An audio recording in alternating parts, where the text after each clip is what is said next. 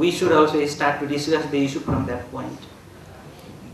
If it is so, then there are some of the historical regions and events that have contributed for the emergence of this type of debates. And there are multiple types of actors which have been involved in the process of bringing this type of debates and discussions among us.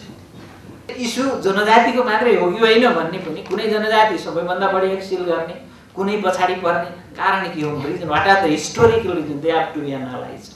अब यस्ता खालका मुद्दाहरू हामी व्याख्या गर्न सकेनौं र यो multicultural कन्टेक्स्टलाई address गर्न सकेनौं भने अहिलेको जुन राज्य पुनर्संरचनाको अवस्था ल्याउनलाई जति खालका आन्दोलन भए within the past few decades, Nepal has already experienced a number of revolutions and conflicts. That is why it is not sure that only the resolving of questions of federalism without taking into account the issues of connection between people in the state, then another type of revolutions may happen. That is what the policymakers of Nepal have to think beforehand before the preparation of the constitution. सिम्पोजियमको दोस्रो दिन 12वटा कार्यपत्र प्रस्तुत भएको थियो, जसमा प्राध्यापक James F फिसरले नेपालमा जातीय कट्टरताको निर्माण र परम्परागत खुलापन विषयमा कार्यपत्र प्रस्तुत गर्दै जनजाति समूहहरू स्पष्ट रूपमा सीमाङ्कन गर्न र सजिलै पहिचान गर्न सकिने सांस्कृतिक समूहहरू हुन् भन्ने परम्परागत सोचाइलाई नै चुनौती दिनुभएको थियो। I want to begin by saying what an honor it is to be here in this group of people. And that's not simply an empty diplomatic formality on my part. As it's been indicated, I go back with the department quite some time, 25 or 30 years ago when the department was first beginning. And it was such a wonderful group of colleagues then. Chaitanya Mishra, who was the founder of the department, and Dor Bahadur Vista, and then later people like Krishna Bhattachan and Om Gurung and Ram Chetri, and even Josiram Pandey I saw in the, he was a graduate student then, and now he's a silver-haired. In the United States, if there was a great overriding issue that needed to be discussed, and the leading sociologists and anthropologists convened a conference with government leaders and politicians, political party representatives, and so forth. All I can say is that that just wouldn't happen. It wouldn't happen in the U.S., and it's happening in Nepal. And I think this is a very bold and ingenious idea to have this conference bringing together academics and political policy people. Let me begin by saying that compared to other parts of the world, like Oceania or Africa or North America or South America, anthropology came relatively late to Nepal.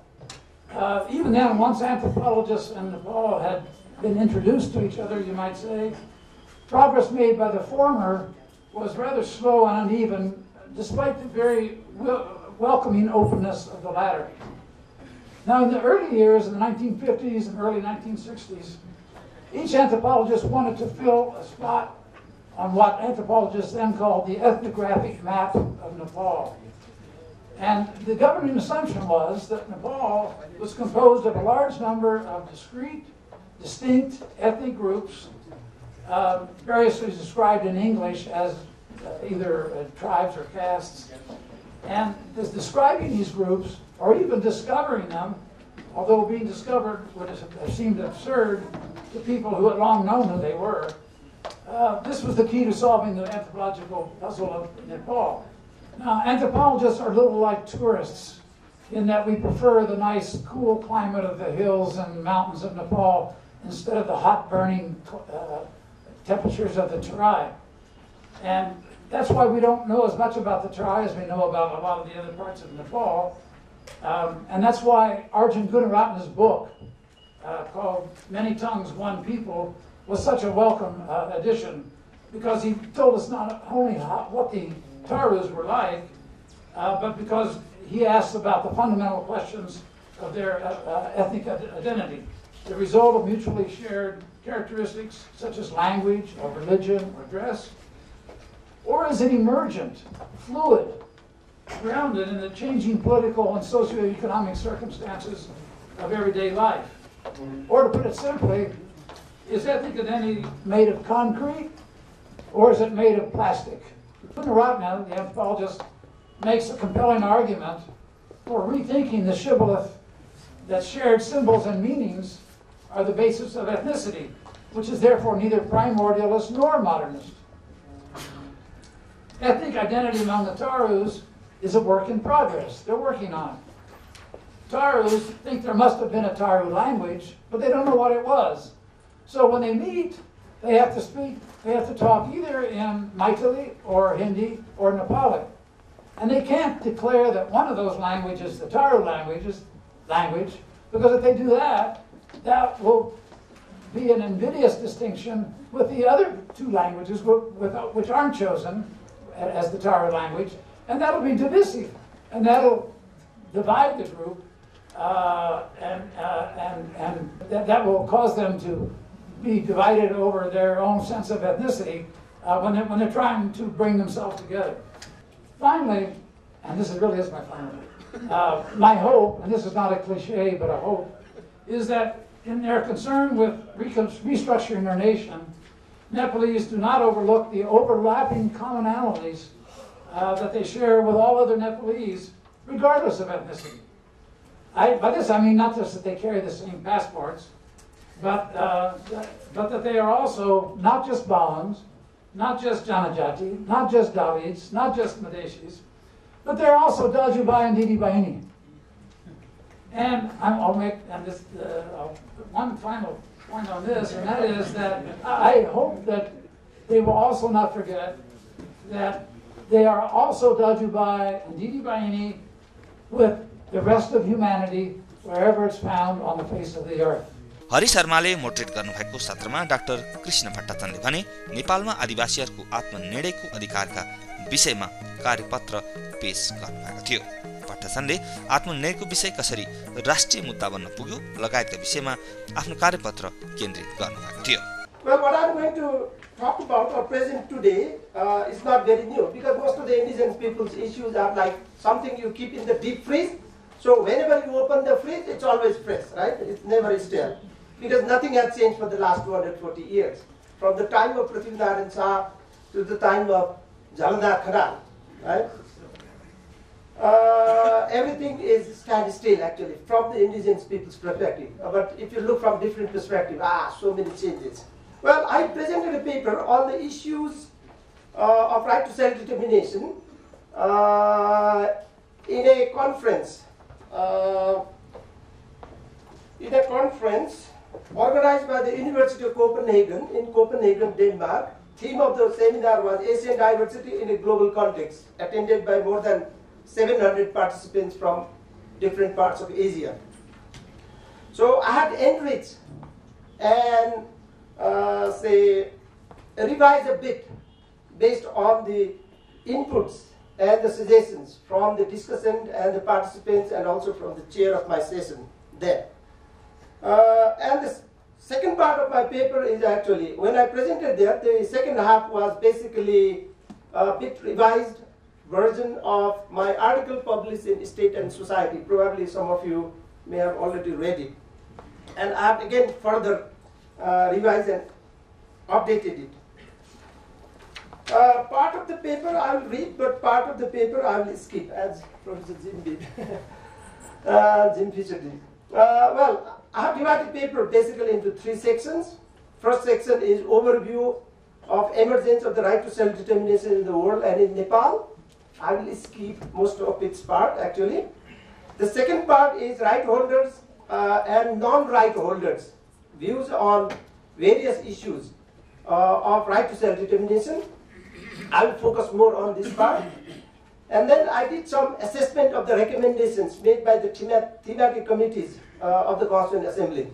Well, globally, when we talk about the evolution of self-determination, well, often we quote V.I. Lenin and Woodrow Wilson, but Stanley W. Page, he has aptly noted that in essence, Lenin's ideas about self-determination were Marxian, which of course Wilson's ideas are not.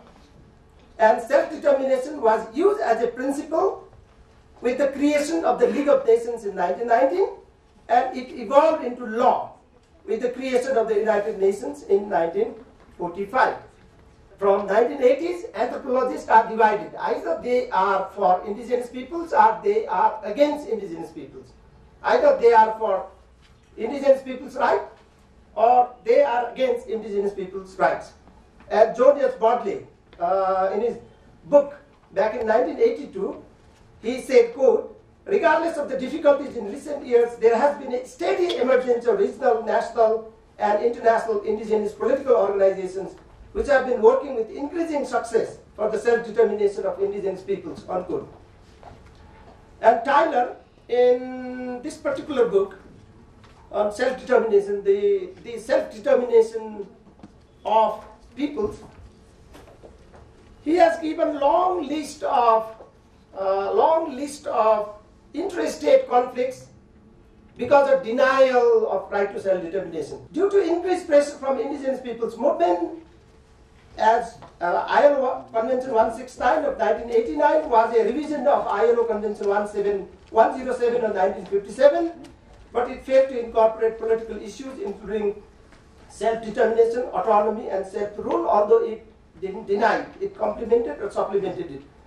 But the indigenous peoples movement is, making strides, rapid strides.